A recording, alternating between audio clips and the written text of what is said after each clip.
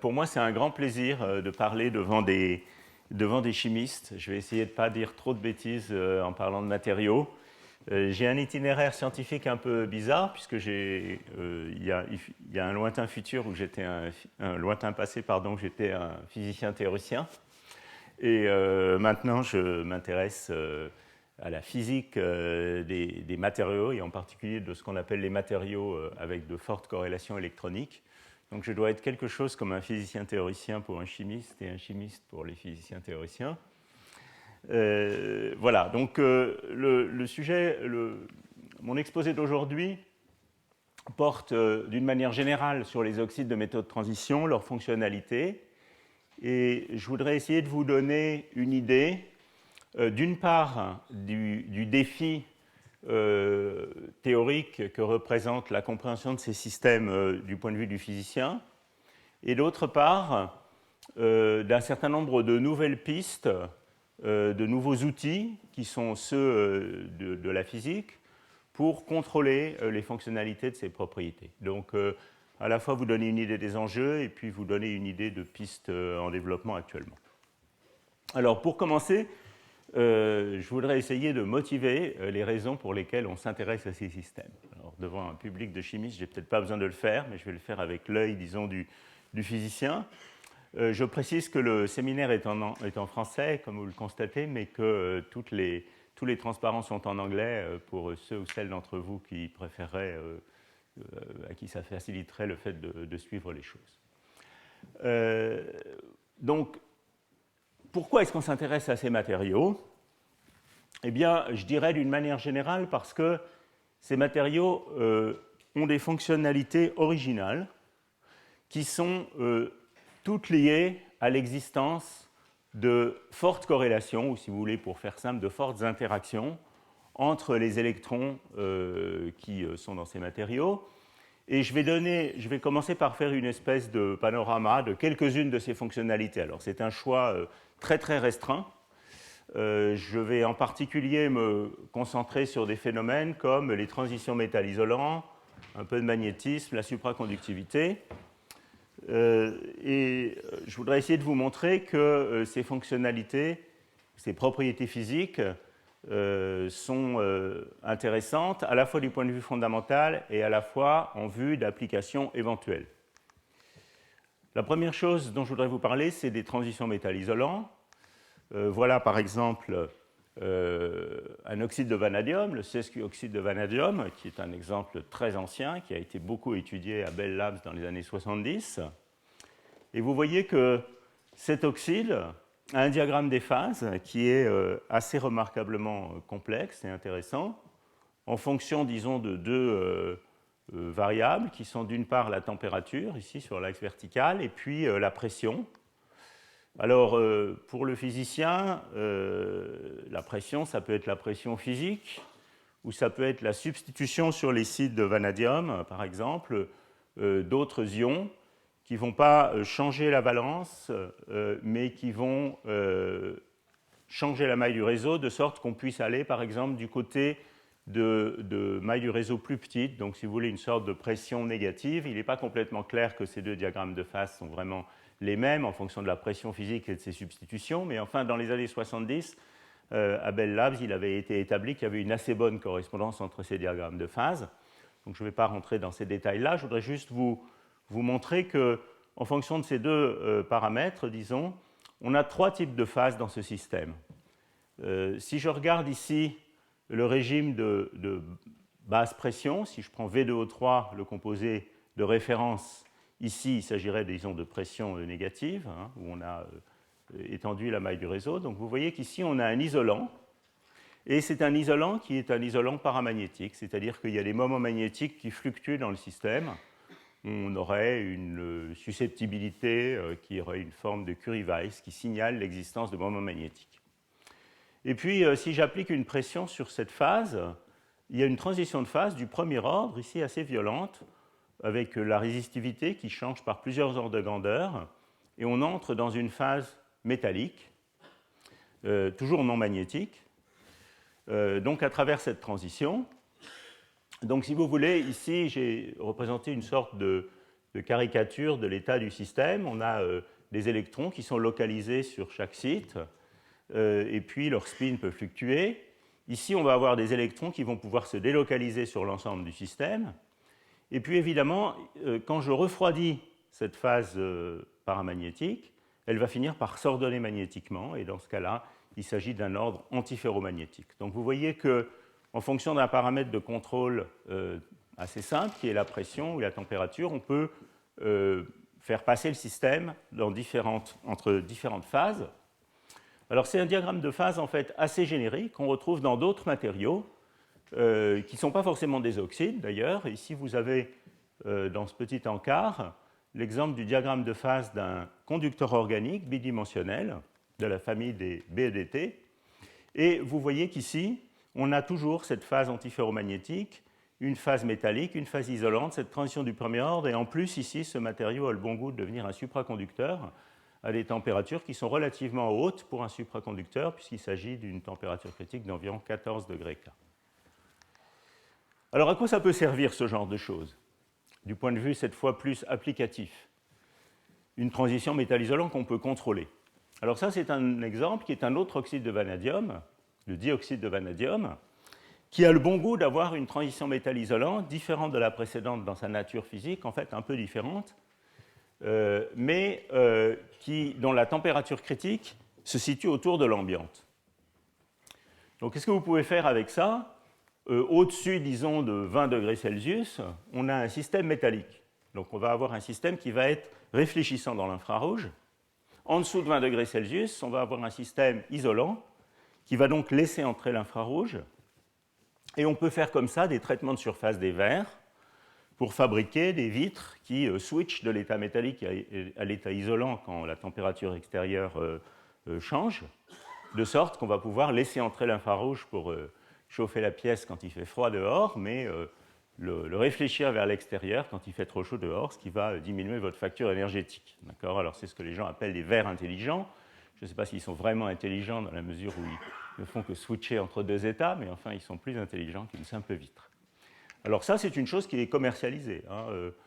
Saint-Gobain fait des traitements de surface des verres par le VO2, plus un petit peu quelque chose pour essayer de régler la transition métal-isolant au bon endroit. Voilà d'autres exemples encore parmi les oxydes de transition métal-isolant contrôlable. Alors cette fois, c'est une famille d'oxydes de métaux de transition plus loin dans la ligne des métaux de transition. Il s'agit d'oxyde de nickel. Et ici, ce qui est représenté, c'est un diagramme de phase où on voit la température. Et puis, cet oxyde de nickel, on a donc, c'est une perovskite avec de type AbO3, avec sur le site A une terre rare, R ici comme rare earth. Et ce qu'on voit, c'est l'état du système quand on change cette terre rare. Donc, quand on va de la gauche vers la droite de la ligne des terres rares, le rayon de la terre rare se contracte, c'est la contraction des lanthanides, et la structure se distord. On reverra ça plus tard dans l'exposé. Et vous voyez qu'en fonction de cette distorsion, qu'on peut caractériser par le facteur de tolérance de la structure, on peut avoir soit un métal, lanthane NiO3 est toujours métallique, soit un système qui a une transition métal-isolant, de nouveau ici entre une phase métallique à haute température, un assez mauvais métal, et une phase isolante sans ordre magnétique. Et vous voyez que cette température de transition métal-isolant ici, elle est réglable en fonction de la structure du système, de la taille de la terre rare, entre des valeurs inférieures à l'ambiante jusqu'à des valeurs qui sont très au-dessus de la température ambiante. Alors de nouveau, avec le composé au samarium, qui a une transition métal-isolant relativement proche de l'ambiante et pour lequel on peut aussi imaginer des applications diverses, avoir un matériau qui est fortement piézorésistif. Ça peut servir à beaucoup de choses. On peut faire des bolomètres, par exemple, mais on peut aussi utiliser ces matériaux dans des dispositifs électroniques qui seraient peut-être susceptibles de remplacer les CMOS actuels. IBM, par exemple, a mis beaucoup d'argent dans le développement d'une technologie qui s'appelle le transistor piézoélectronique, dans lesquels, je ne vais pas insister là-dessus aujourd'hui, mais dans lequel un élément piézorésistif joue un rôle essentiel. Actuellement, ils utilisent surtout des des composés avec changement de valence, des composés très rares avec changement de valence, mais on pourrait imaginer que des oxydes de ce type soient également utiles chaque fois qu'on a une résistivité qui dépend fortement d'une contrainte. Donc voilà des exemples qui tournent autour de la transition métal-isolant. D'ailleurs, dans le séminaire d'aujourd'hui, je vais surtout vous parler du contrôle des oxydes en prenant des exemples qui sont liés à la transition métal-isolant, pas parce que je suis un obsédé de cette transition et que je m'intéresse qu'à ça dans la vie, mais parce qu'il fallait choisir un peu un fil rouge pour l'ensemble du séminaire.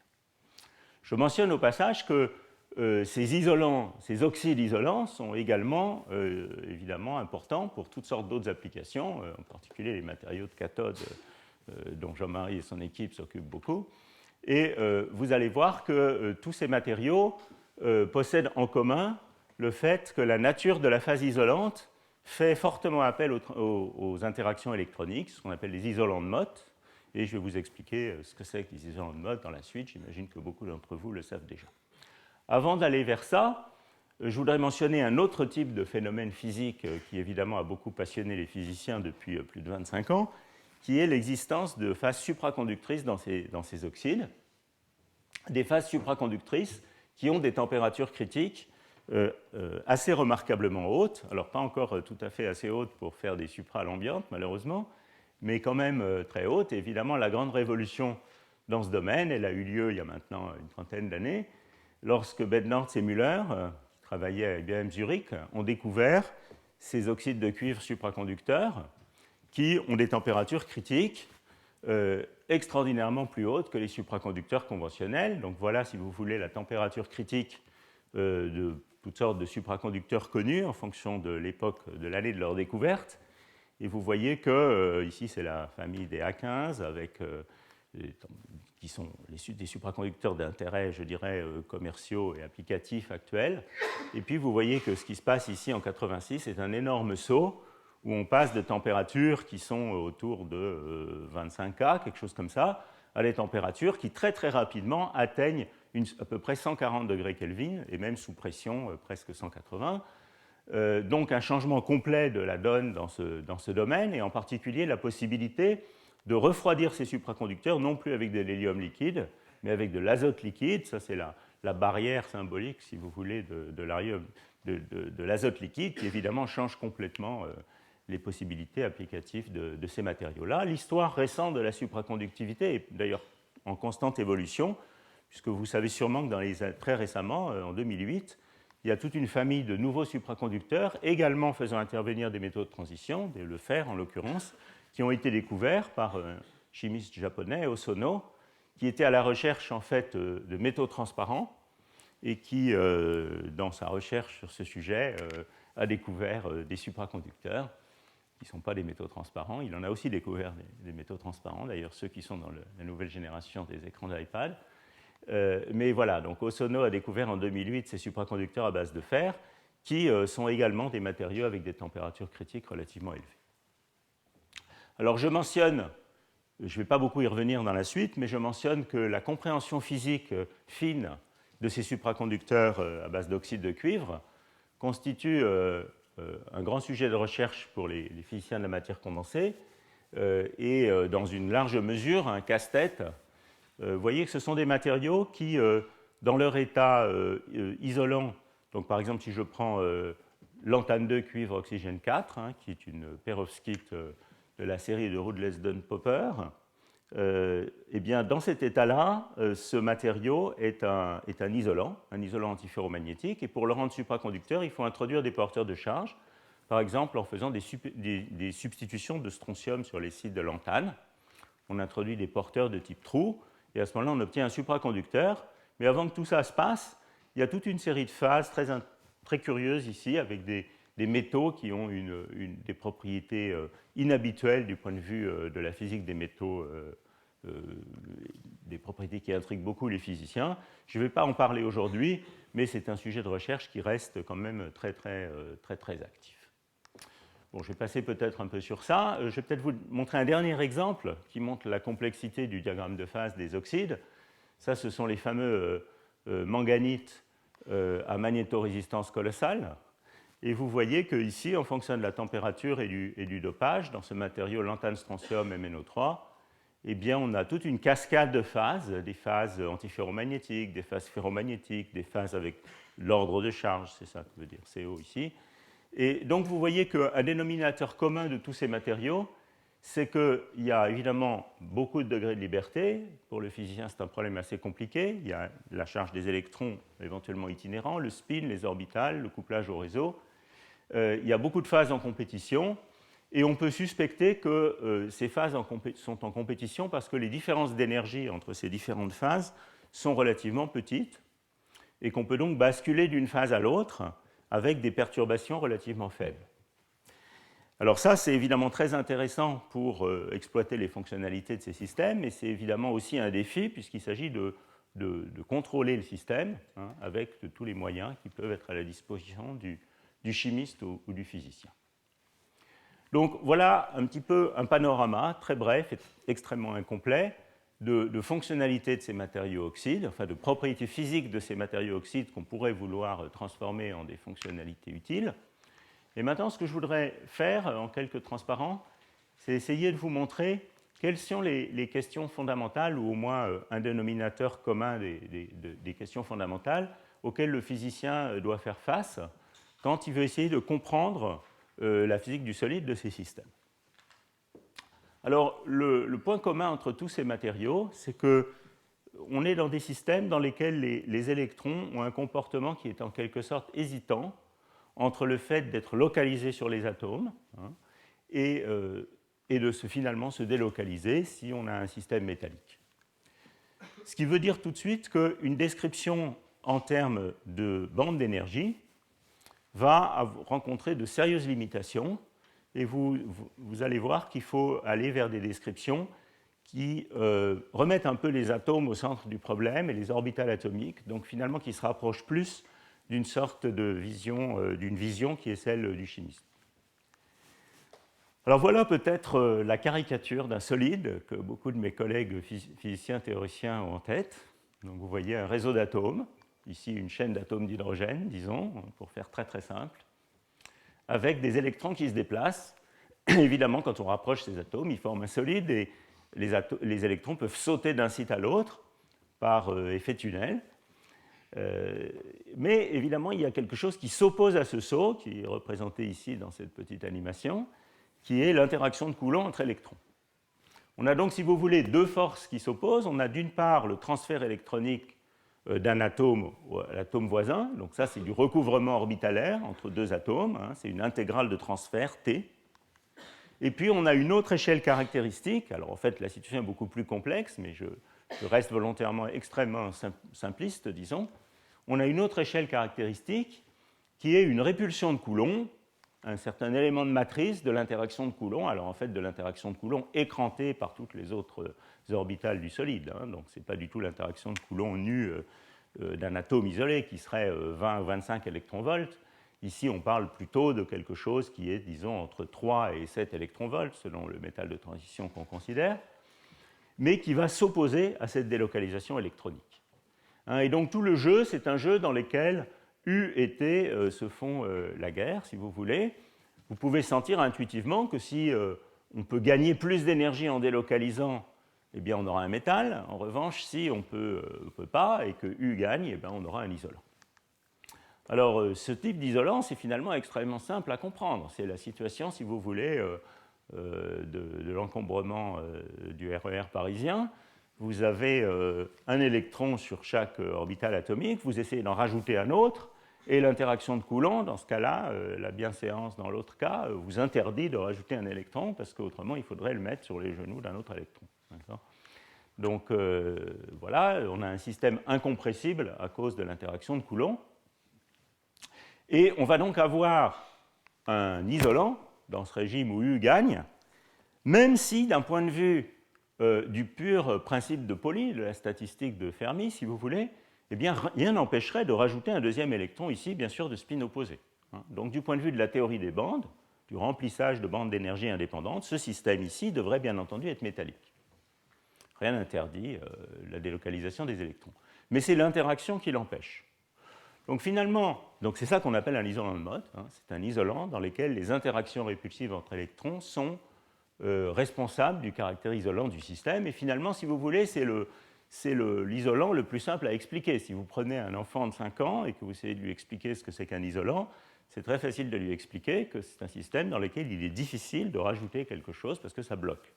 Si vous essayez d'expliquer à ce même enfant de 5 ans qu'est-ce que c'est qu'un isolant comme le silicium, hein, qui est isolant à cause de bandes d'énergie pleines et du principe de Pauli qui interdit de mettre, etc., ça va être un peu plus dur.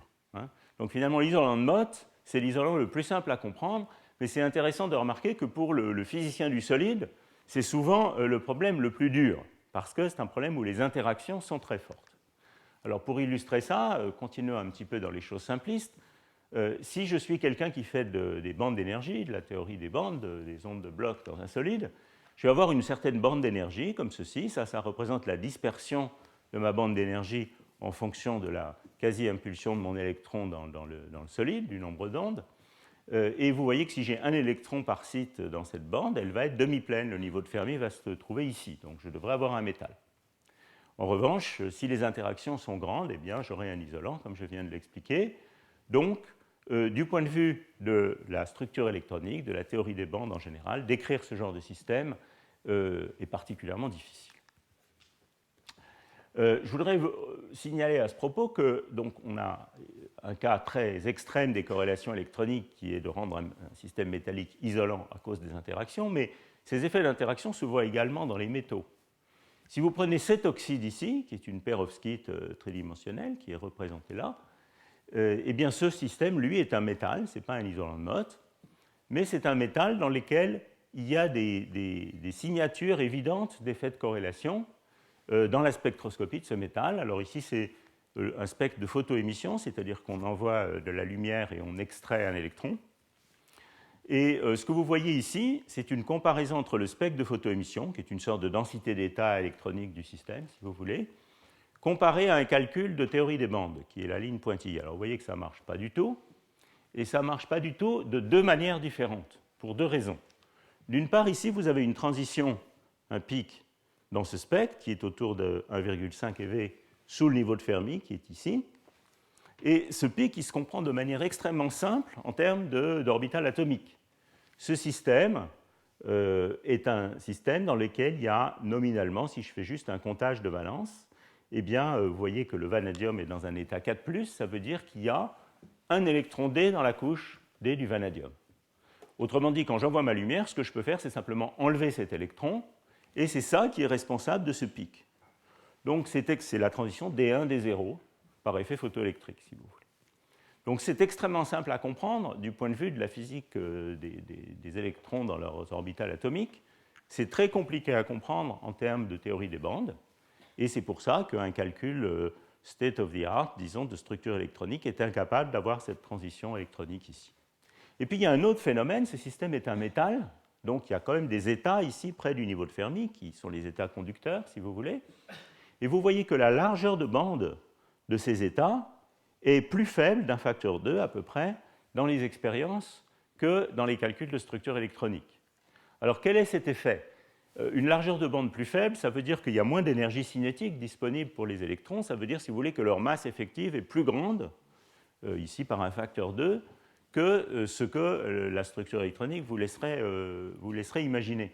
Ça, c'est simplement l'effet que quand vous avez un porteur de charge sur le quai du métro encombré, pour avancer, il a besoin de pousser les autres voyageurs, donc son énergie cinétique va être plus faible, elle va être diminuée, ou sa masse effective va être augmentée.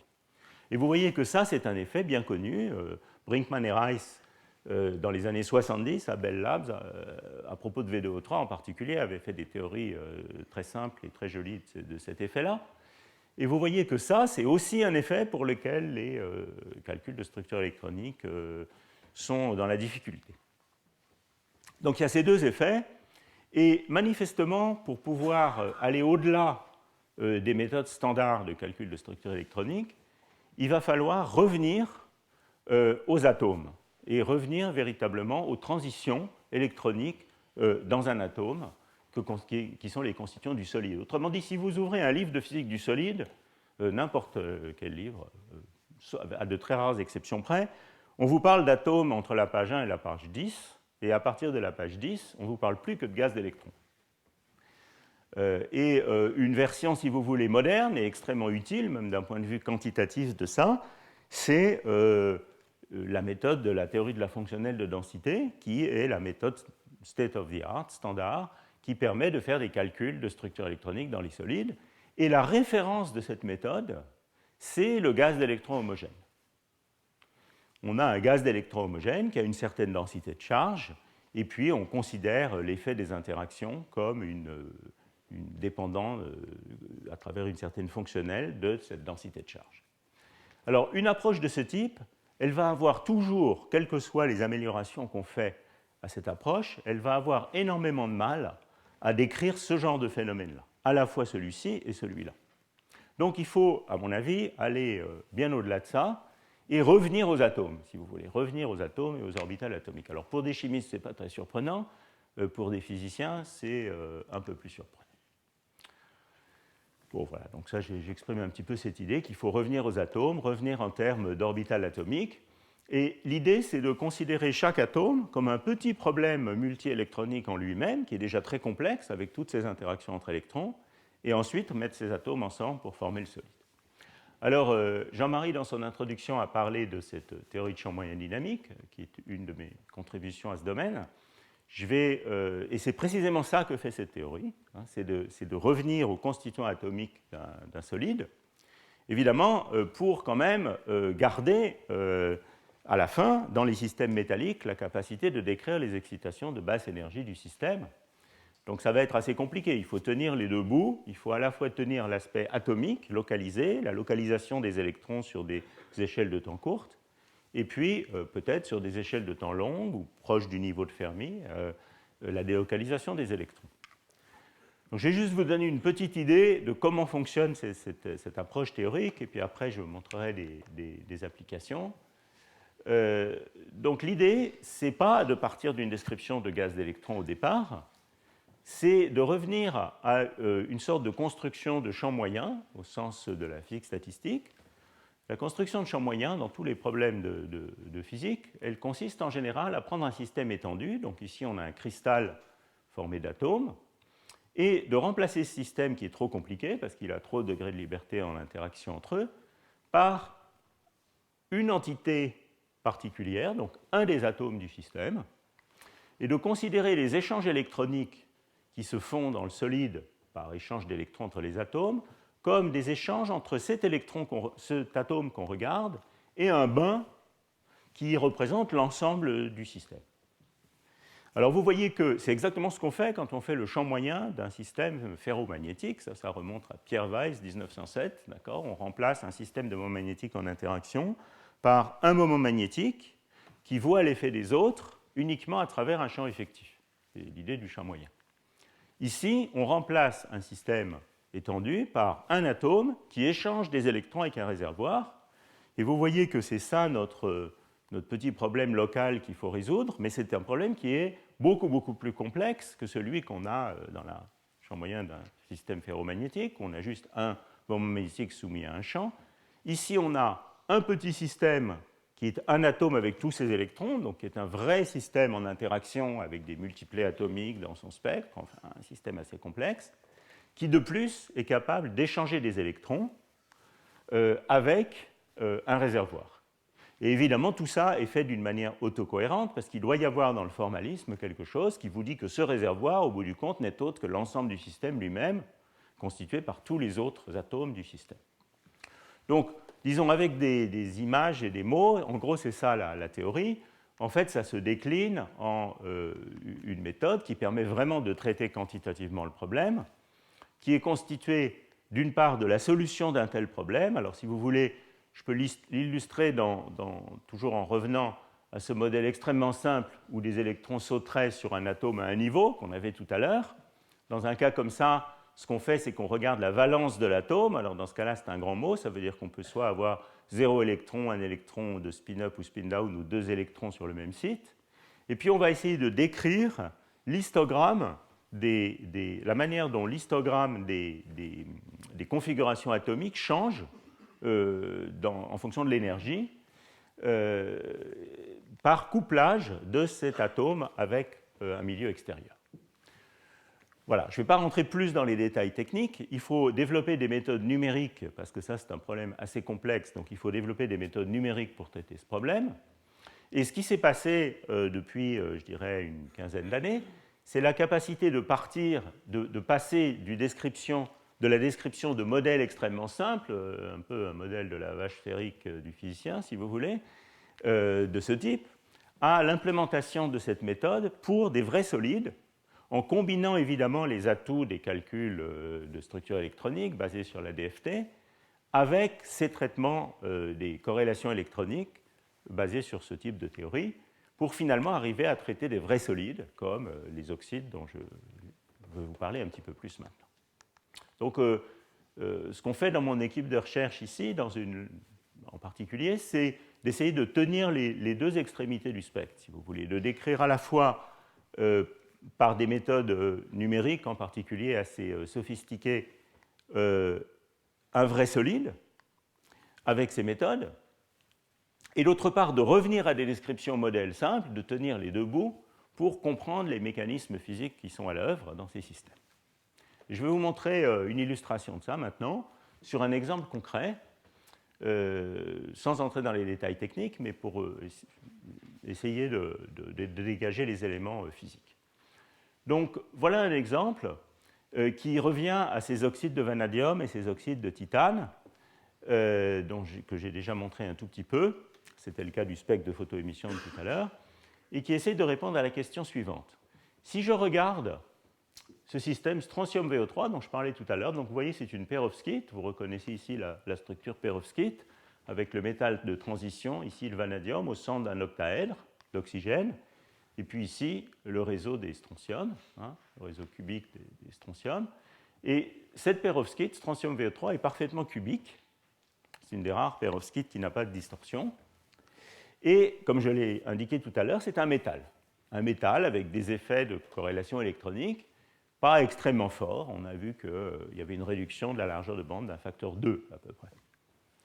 Et puis si vous regardez cette série de matériaux, on va aller ici à l'extrême, à droite, yttrium TiO3, eh bien c'est une perovskite distordue qui, elle, est un isolant de Mott avec un gap d'environ 1 électron-volt. Alors, pourquoi comparer ces deux systèmes? Eh bien, parce qu'en réalité, ici, vous voyez, le strontium est divalent, donc vanadium est 4+, donc on a un électron dans la couche D. Ici, le lantane est trivalent, 3+, le titane est donc en configuration 3+, disons si je fais un comptage naïf, et on a de nouveau un électron dans la couche D. Donc, tous ces matériaux, en fait, ont tous un électron dans la couche D du métal de transition. De plus, le vanadium et le titane sont voisins, donc on ne s'attend pas à ce que les éléments de matrice de l'interaction de Coulomb soient fondamentalement différents pour ces différents systèmes. Ils sont peut-être un peu différents par une fraction dV, mais pas très différents. Donc ces systèmes sont absolument comparables, et néanmoins ici j'ai deux métaux, celui-là un peu moins corrélé disons que celui-ci, et ceux-là sont deux isolants, l'un avec un petit gap de 0,2 eV et l'autre avec un grand gap de 1 eV. Donc le problème qu'on peut mettre sur la table, c'est pourquoi, alors que ces systèmes sont assez similaires, eh bien, ces systèmes sont des métaux, loin de la transition métal-isolant, et ce système est un isolant avec un gap assez grand. Alors évidemment, une première réponse que tous les chimistes et les physiciens de ce domaine connaissent, c'est de dire que quand on va distordre la structure, on change l'angle entre le métal, l'oxygène et le métal. Le saut électronique se fait évidemment ici à travers l'oxygène, et donc on va réduire l'intégrale de transfert P que j'avais tout à l'heure, la largeur de bande du système. Donc je donne juste quelques éléments rapides sur les perovskites. Je suppose qu'il y a plein de gens qui sont des spécialistes de ça dans la salle. Quand vous avez comme ça une perovskite cubique et que vous substituez, que vous allez changer la terre rare ici sur le site jaune, si vous mettez une terre rare dont le rayon soit de plus en plus petit, pour accommoder cette terre rare, la structure va se distordre. On va passer d'une géométrie cubique à une géométrie orthorhombique. Donc ça, c'est ce fameux facteur de tolérance. Alors, je suis désolé, j'utilise la lettre T aussi ici, ça n'a rien à voir avec l'intégrale de transfert de tout à l'heure, évidemment. Donc vous savez, il y a ce facteur de tolérance qui utilise le rayon ionique de ces différents ions et qui me caractérise le fait que ma terre rare se distord. Empiriquement, on sait que quand ce facteur de tolérance est trop petit, la structure n'existe même plus. Alors en fonction de ce facteur de tolérance, on va avoir évidemment une réduction de l'intégrale de transfert et de la largeur de bande. Alors il se pourrait que cet effet soit simplement l'effet responsable de la transition métal-isolant, puisque en réduisant la largeur de bande, eh bien, on va donner plus d'importance aux interactions de Coulomb et donc passer du côté isolant. Alors en fait, si vous faites une théorie plus quantitative de ces systèmes, et c'est là où c'est utile de ne pas se limiter au modèle simpliste, vous verrez que ça ne marche pas du tout, en fait. Il est impossible d'expliquer le fait que strontium V3 est un métal et yttrium TiO3 un isolant, juste sur la base de la réduction de la largeur de bande du système. Donc qu'est-ce qui se passe? Alors ce qui se passe, c'est que en même temps qu'on distord la structure, on ne fait pas que réduire la largeur de bande, on lève aussi la dégénérescence orbitale entre les différentes composantes orbitales du multiplet D du métal de transition. Alors ça, je suppose que beaucoup de gens connaissent bien ça ici. Quand j'ai une orbitale D dans un environnement octaédrique, j'ai une levée de dégénérescence des orbitales D entre un triplet et un doublet d'état.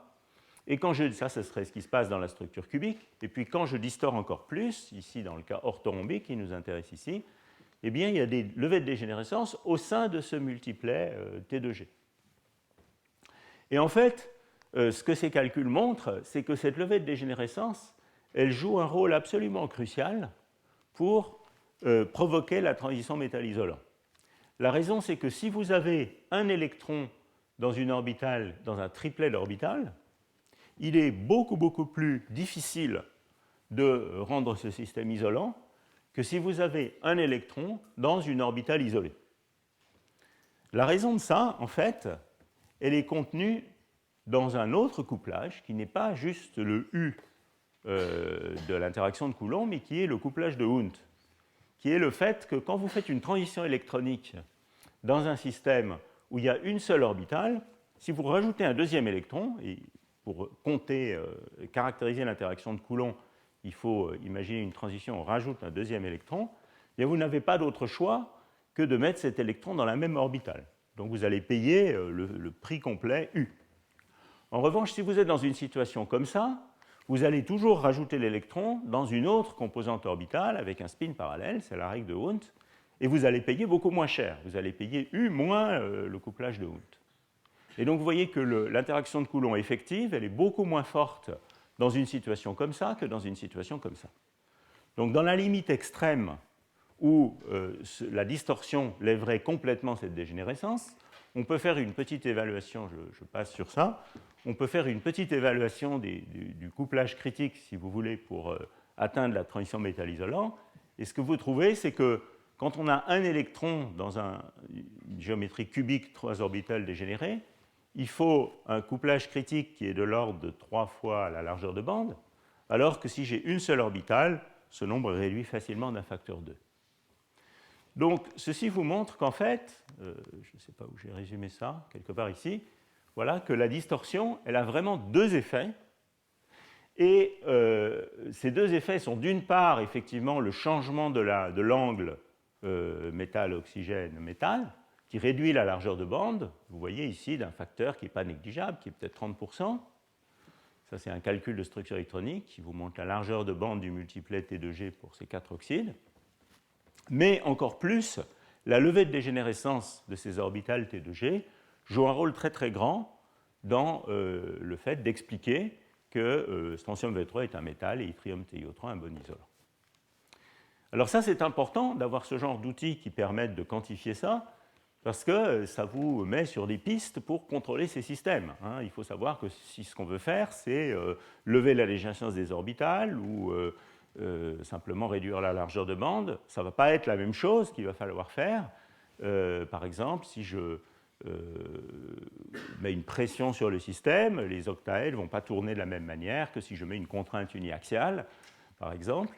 Donc, savoir distinguer ces différents effets, évaluer quantitativement leur contribution, par exemple au contrôle de la transition métal-isolant, c'est important.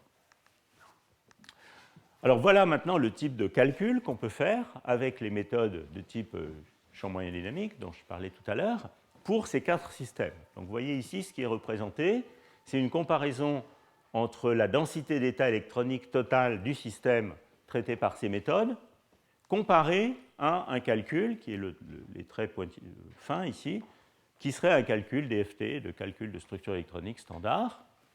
Et vous voyez ici que ces 4 matériaux dans les calculs de structure électronique standard sont tous obtenus comme étant des métaux, ce qui est évidemment faux pour ces deux-là, alors que sans avoir véritablement de paramètres ajustables dans ce système, ou tout au moins sans changer ces paramètres pour les 4 matériaux en question, eh bien, on explique assez bien que ces 2 systèmes sont métalliques et ces 2 systèmes sont isolants, avec une valeur du gap qui est effectivement plus petite pour celui-ci que pour celui-là.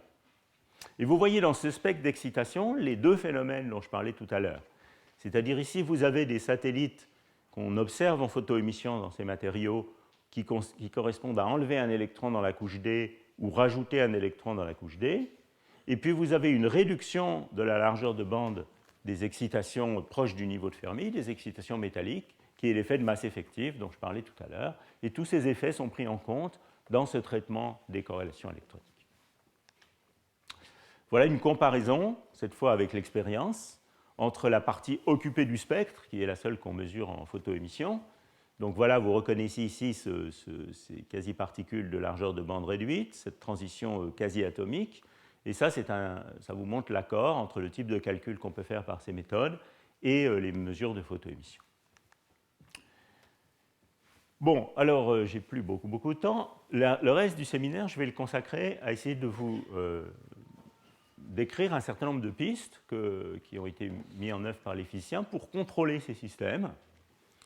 Et donc, ce qu'on a appris à travers ce que j'ai raconté avant, c'est que finalement, ça ne surprendra aucun chimiste, la structure détermine la fonction du système. On a vu ici, par exemple, qu'une perovskite très distordue avait tendance à être isolante, pour toutes les raisons que je viens d'indiquer, alors que quand on la rendait plus cubique, on avait des chances de trouver un métal. Encore une fois, je choisis la transition métal-isolant comme une sorte de fil rouge du contrôle de ces systèmes. Alors, les chimistes, évidemment, n'ont pas attendu les physiciens pour contrôler ces matériaux de toutes sortes de manières. On peut contrôler les différents paramètres, les différents ingrédients de la structure et de la structure électronique du système. J'en ai indiqué un certain nombre, le champ cristallin, la dégénérescence orbitale, la largeur de bande, bien sûr le remplissage de la couche. Donc il y a toutes sortes de manières de faire ça, par des substitutions, en utilisant la pression. Mais ce que je voudrais vous dire, c'est qu'il y a des directions nouvelles qui ont été développées par les gens des sciences des matériaux et des physiciens pour contrôler ces matériaux-là. Et évidemment, tout ça est rendu... Donc je vais vous parler de 2 directions qui sont très actives actuellement dans la physique de ce domaine. D'une part, la possibilité de faire croître ces matériaux plan atomique par plan atomique, si vous voulez, dans une géométrie de type hétérostructure, par des méthodes de type épitaxie par jet moléculaire. Donc soit des méthodes comme ça, soit simplement des méthodes de type film mince sur des substrats avec quelques plans atomiques. Donc des méthodes de croissance contrôlée, si vous voulez. Je vais vous parler un petit peu de ça et ensuite je vais vous parler un tout petit peu de contrôle par la lumière, qui est une nouvelle direction un peu créative dans ce domaine. Donc d'abord le contrôle par élaboration de films minces ou hétérostructure d'oxyde. Alors il faut dire qu'il y a différentes techniques pour faire ça. On peut faire du sputtering, de la déposition par laser, et la technique qui donne les échantillons les plus remarquables, c'est l'épitaxie par jet moléculaire. Au passage, je signale que ce domaine des hétérostructures d'oxyde élaborées par épitaxie par jet moléculaire, c'est un domaine assez récent qui a, disons, une quinzaine d'années peut-être dans le domaine des oxydes. Et maintenant, les couches qu'on peut obtenir dans le domaine des oxydes complexes, donc ici vous voyez un sandwich strontium TiO3, BaTiO3, n'ont rien à envier aux couches qu'on peut élaborer par MBE dans le domaine des semi-conducteurs conventionnels. Donc on peut vraiment faire des très très belles structures à l'échelle de quelques plans atomiques dans chaque couche avec ces méthodes. Alors voilà le type de choses qu'on peut faire en contrôlant les contraintes sur le système dans un autre type d'oxyde. Je vous ai montré tout à l'heure ce diagramme de phase, c'est celui des nickelates, hein, une terre rare NiO3, donc de nouveau des perovskites également distordus. Et on peut donc contrôler par substitution de terre rare cette transition métal-isolant, mais on peut également la contrôler en élaborant simplement par sputtering, par exemple, des films minces de nickelate sur des substrats bien choisis qui vous donnent des contraintes qui sont soit des contraintes compressives, soit des contraintes en tension. Hein. Donc ici, ce qui est représenté, c'est le désaccord de mailles de réseau entre toute une série de substrats sur lesquels on va faire croître un matériau comme L1NiO3 ou néodymium NiO3. Et vous voyez qu'on peut aller soit vers des contraintes en tension, soit vers des contraintes en compression. Voilà un exemple à l'Université de Genève, dans le groupe de Jean-Marc Triscone, où on a fait croître, ici je crois qu'il s'agit du composé au néodyme, on a fait croître ça sur différents substrats, et vous voyez qu'on peut effectivement changer complètement la température de transition métal-isolant en fonction du substrat sur lequel on a fait croître la structure, par des facteurs qui sont importants. Ici, on peut passer de 150K à 50K. Et d'une manière très différente, selon qu'on a une contrainte tensile, en tension, donc où la maille du réseau va être plus grande, ou bien des contraintes en compression, où la maille du réseau va être plus petite. Alors, entre parenthèses, ça, c'est encore un domaine où la théorie peut être quand même assez utile, parce que les films étant relativement minces, il est très difficile de faire du raffinement de structure par ions X, même au synchrotron, sur des systèmes comme ça. Donc les rotations, les tilts des octaèdres, la manière dont la structure fine du système se comporte quand on les dépose sur ces films n'est pas parfaitement connue. Et donc c'est quand même utile d'avoir des calculs de structure électronique de type DFT ou au-delà de la DFT qui permettent de comprendre que, par exemple, quand on applique une contrainte en tension, on a tendance à augmenter les inclinaisons des octaèdres, alors que quand on applique une contrainte en compression, on a tendance à réduire cette inclinaison, mais à augmenter les rotations dans le plan. Voilà un autre type de contrôle. J'ai parlé de contrôle par les contraintes. Voilà un autre type de contrôle qui s'est beaucoup développé récemment, qui est la possibilité d'injecter des porteurs de charge dans ces domaines avec des densités remarquablement grandes en utilisant des liquides ioniques. Donc ça, c'est des méthodes qui sont plus efficaces que les méthodes de gating par un diélectrique solide. Parce qu'en fait, dans un liquide ionique, les charges se mettent tout près du système, du substrat et de l'échantillon. Et donc, on peut faire des modulations de densité de charge qui sont grandes.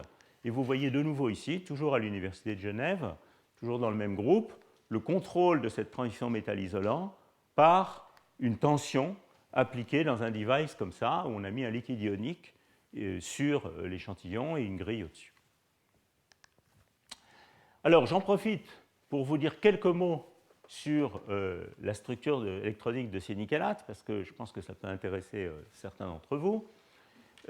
Quand on passe dans la phase isolante de ces nickelates, donc je vous remonte rapidement le diagramme de phase, ici, dans cette phase isolante, eh bien, en fait, on a des phénomènes assez intéressants. La structure se distord, et cette fois, tous les octaèdres ne sont pas équivalents. On a un octaèdre sur deux qui est compressé, et un octaèdre légèrement, et un octaèdre sur deux qui est un peu plus gros. Donc, deux types de sites de nickel dans la phase isolante. Et vous voyez que si vous faisiez un comptage naïf ionique de la valence du nickel dans le système, vous concluriez que le nickel est 3+, donc il a 7 électrons dans sa couche D. Donc 7 électrons dans la couche D, ça veut dire un T de G complètement plein et un électron dans la couche G, ce qui est une configuration qui est extrêmement Jahn-Teller active. Or, ce qu'on constate dans ces matériaux, c'est qu'il y a très peu de distorsion Jahn-Teller des octaèdres. Donc qu'est-ce qui cloche? Pourquoi est-ce que ce matériau, qui devrait être D7 et avoir une forte distorsion Jahn-Teller, n'est en fait pas D7, n'a en fait pas de distorsion Jahn-Teller et donc probablement n'est pas vraiment D7. Alors en fait, c'est quelque chose qui a été proposé d'abord, et ça je dois cette référence à Jean-Marie, d'abord par De Mourgue à Bordeaux il y a assez longtemps, et puis redécouvert, je dirais, par des physiciens, Mizokawa, Komsky et Zawadzki, qui ont compris qu'en fait, dans ces systèmes, eh bien, le comptage ionique de la valence était vraiment très faux, et il fallait considérer en fait que les oxygènes donnaient des porteurs de charge au métal de transition, donc on créait des trous sur les ligands, un sujet qui, je crois, intéresse pas mal aussi le groupe de Jean-Marie ici.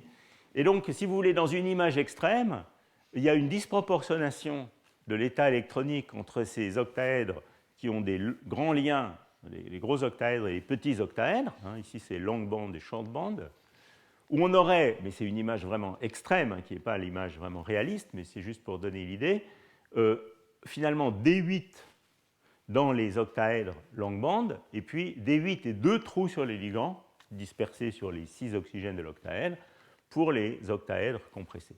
Donc si vous voulez, dans une description où je retiens seulement les états EG, puisque les états T de G sont complètement pleins, ils ont 6 électrons, ça reviendrait à mettre 2 électrons dans les états T de G ici, et puis pratiquement 0 dans les états EG des octaèdres compressés, ce qui veut dire que maintenant on a une configuration qui n'est plus du tout Yann-Teller active, et donc c'est une autre voie que le système choisit pour lever la dégénérescence orbitale, qui n'est pas la distorsion Yann-Teller, mais qui est de créer cette onde de densité électronique, si vous voulez, faisant intervenir des trous de ligands.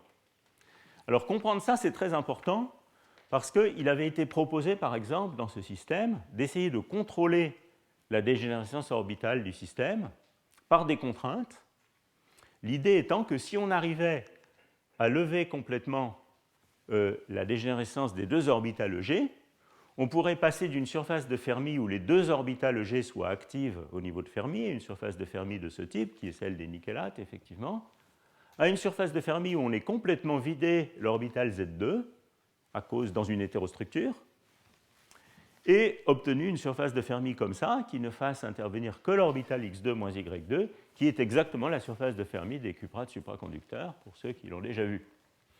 Autrement dit, transmuter un nickelate en cuprate avec des contraintes et peut-être le rendre supraconducteur.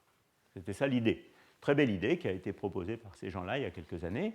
Et malheureusement, au moins dans sa version la plus simple, cette idée ne marche pas, parce qu'évidemment, une fois qu'on a fait passer le système dans la configuration où il y a 2 électrons dans la couche G, la polarisabilité orbitale du système, elle est nulle. Il est impossible de polariser le système, puisqu'il y a déjà 2 électrons dans les deux orbitales, on ne va pas y arriver. Et effectivement, les expériences sur ce matériau, en fonction des contraintes, dans ces hétérostructures, montrent qu'on peut atteindre des degrés de polarisation orbitale qui sont peut-être de l'ordre de 20 à 25%, mais on ne peut pas, dans les hétérostructures les plus simples, séparer complètement les deux orbitales et obtenir une surface de Fermi de ce type qui ne fasse intervenir que X2 moins Y2. Évidemment, il y a des nouvelles idées pour surmonter ce problème, mais il est essentiel de comprendre l'influence de ces trous de ligands pour cette idée qui était intéressante au départ. Alors pour conclure, je suis déjà un peu en retard, hein, bien en retard même, je vais juste garder, je peux encore prendre 4-5 minutes ? Donc je voudrais vous donner une idée d'une autre direction pour essayer de contrôler la structure de ces systèmes qui utilisent des méthodes d'optique. Donc de nouveau, cette fois, l'idée c'est d'agir sur la structure du système, mais cette fois avec des impulsions lumineuses. Donc il y a eu beaucoup de développement des sources optiques qui permettent de faire des impulsions femtosecondes, des impulsions laser femtosecondes, dans le domaine du terahertz, qui sont, ou disons de la dizaine de terahertz, qui sont précisément les longueurs d'onde où on a des phonons optiques dans ces systèmes. L'idée, c'est de fabriquer des impulsions qui soient résonantes avec un mode structural particulier du système et de voir si on peut changer la structure du système, évidemment sur des échelles de temps transitoires, hein, parce que les sources dont on dispose actuellement sont des sources impulsionnelles, mais on peut imaginer dans le futur qu'on ait des sources de ce type qui soient des sources continues et qu'on puisse faire un driving continu du système, on n'en est pas encore vraiment là. Donc c'est très différent que de faire, par exemple, du photodopage. Il y a évidemment beaucoup de gens qui tirent avec des lasers femtosecondes éventuellement sur des solides. Ce qu'ils font en général, c'est qu'ils chauffent les électrons. Donc ça se fait souvent avec des lasers, disons, dans le domaine de l'infrarouge proche ou du visible. On tire sur le système, on chauffe les électrons à 2 ou 3 000 Kelvin, et puis ces électrons relaxent leur énergie vers le banc de phonon du système, et la structure change, vibre, etc. Ici, ce n'est pas du tout ça qu'on fait. Ce qu'on fait, c'est qu'on excite sélectivement, avec un pulse qui est plutôt dans l'infrarouge moyen, on excite sélectivement un mode structural donné de manière cohérente sur l'ensemble du solide, et donc c'est vraiment l'échafaudage qu'on secoue. Et un mode particulier de cet échafaudage. Alors ça, c'est quelque chose qui a été l'objet d'expériences assez pionnières, récentes. Vous voyez, ça date de 7-8 ans, dans le groupe d'Andrea Cavalieri, qui était à l'époque à Berkeley et qui est maintenant directeur au Max Planck à Hambourg, avec lequel on a eu une ERC sur ces sujets. Et voilà la première expérience, en fait, qui a été faite il y a 7 ans sur une manganite. Et l'observation était la suivante. On envoie un pulse, vous voyez, 17 THz, 70 milliélectronvolts. Ce pulse est résonnant avec un mode structural du système qui consiste en gros à secouer les octaèdres de cette manière. Donc c'est un mode vibrationnel des octaèdres vers le haut et vers le bas de cette manière. Et ce qui a été observé dans cette expérience, donc on envoie ce pulse et c'est une expérience pompe-sonde. La sonde, c'est dans ce cas-là la réflectivité du système en mesure de conductivité optique. Et vous voyez, enfin je n'ai pas le temps d'entrer dans les détails, mais en fait, ces mesures de réflectance après pulse montrent qu'on a fait basculer le système dans l'état métallique de cette perovskite. Alors ce qui est intéressant, c'est que si vous regardez, je ne l'ai pas ici, mais si vous regardez le diagramme de phase d'équilibre de ce système, il est toujours isolant. Il n'y a pas de phase métallique. Donc on a vraiment réussi à basculer le système dans un état métallique qui n'est pas là dans le diagramme de phase d'équilibre. Donc qu'est-ce qu'on a fait? Alors le mystère, si vous voulez, c'est que, évidemment, la lumière, elle ne couple qu'à des modes qui sont dipolaires actifs, qui a un moment dipolaire. Sinon, on ne peut pas coupler la lumière, un seul photon, à ces modes. Or, les modes qui nous intéressent, dont on a vu qu'ils étaient intéressants pour piloter la transition métal-isolant en l'occurrence, c'est des modes qui sont soit des rotations des octaèdres, soit des inclinaisons des octaèdres, soit des modes Jahn-Teller. Aucun de ces modes ne correspond à la création d'un moment dipolaire dans le système. Ce sont des modes qu'on verrait en Raman, mais qui ne sont pas des modes dipolaires actifs. Donc qu'est-ce qui peut se passer? Alors ce qui peut se passer, c'est quelque chose qui a été proposé par ces mêmes expérimentateurs un petit peu après, vous voyez, il y a 3-4 ans, et pour lequel on a fait des théories détaillées récemment, c'est que ce mode dipolaire actif, donc qui est un mode comme ceci, se couple de manière non linéaire au mode de phonon qui nous intéresse, c'est-à-dire les modes de rotation et les modes d'inclinaison, à travers un couplage anharmonique de ces deux phonons, de ce phonon-ci et de ce phonon-là. Alors ça, c'est une idée séduisante, mais est-ce que ça marche vraiment? Et effectivement, ça marche vraiment. On peut le montrer par des calculs. Donc c'est ce qu'a fait ici ce très brillant postdoc, qui est maintenant un poste de junior group leader au Max Planck à Hambourg, qui était dans mon équipe jusqu'à l'année dernière, Alaska Soubedi. Donc ce qu'il a fait, c'est qu'il a fait des calculs de structure électronique qui étudient la surface d'énergie de cette manganite en fonction de la distorsion correspondant à ce mode qu'on excite optiquement et en regardant si un autre mode, donc il a inspecté tous les modes du système en fait, un autre mode aurait un couplage non linéaire fort avec le mode qu'on excite optiquement. Et effectivement, il a montré qu'il y avait quelques modes dans cette structure qui avaient un couplage linéaire fort, et en particulier, il y a ce mode ici, qui est un mode de symétrie AG, qui correspond précisément à la rotation par rapport à selon l'axe C des octaèdres. Et dans ce cas-là, ce qu'il a pu montrer, c'est que, vous voyez ici, c'est la surface, c'est l'énergie en fonction de la coordonnée collective de ce mode de rotation. Et ce qu'il a pu montrer, en fait, c'est que sous l'impulsion lumineuse, on déplaçait le minimum du potentiel vers une valeur de cette coordonnée collective qui était positive, Positif et négatif, c'est très différent. Ça correspond dans un cas à rendre le système plus cubique, moins distordu, donc augmenter, si vous voulez, le facteur de tolérance, alors que si la distorsion était comme ça serait rendre le système moins cubique, plus distordu.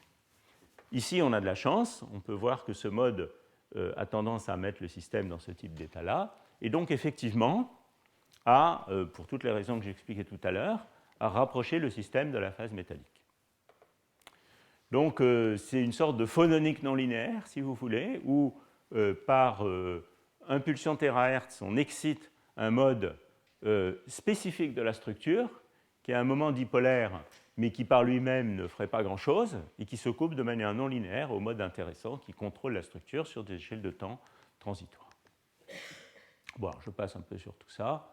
Une des choses qui nous excite beaucoup actuellement, c'est que ce type de contrôle par impulsion femtoseconde a été maintenant appliqué à différents systèmes supraconducteurs, évidemment les cuprates, yttrium, barium, cuivre, oxygène en particulier, mais également très récemment les fullerènes.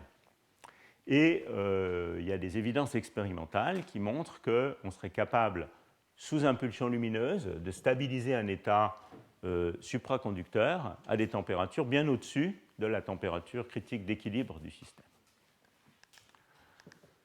Voilà, alors évidemment, pour être sûr de ce qu'on fait dans ce domaine, il faut être capable de suivre la manière dont la structure cristalline change après excitation par l'impulsion lumineuse. Et il y a des nouveaux instruments qui permettent de faire ça, qui sont les lasers à électrons libres, qui sont des énormes machines qui permettent de faire de la diffraction résolue en temps sur des échelles de temps extrêmement courtes. Et cette expérience a été faite sur yttrium, barium, cuivre, oxygène pompé par ces impulsions femtosecondes terahertz au laser à électrons libres de Stanford. Et on a pu comparer les résultats de cette expérience de diffraction. On suit la manière dont un certain nombre de pics de Bragg changent au cours du temps. Vous voyez que c'est des changements qui sont suivis sur des échelles qui sont d'une fraction de picoseconde. Avec les calculs de phononique non linéaire dont je parlais tout à l'heure, et vous voyez qu'il y a un très bon accord entre la manière dont ce pic de Bragg change et la théorie. Donc on comprend bien comment change la structure de manière transitoire par ces couplages harmoniques entre phonons.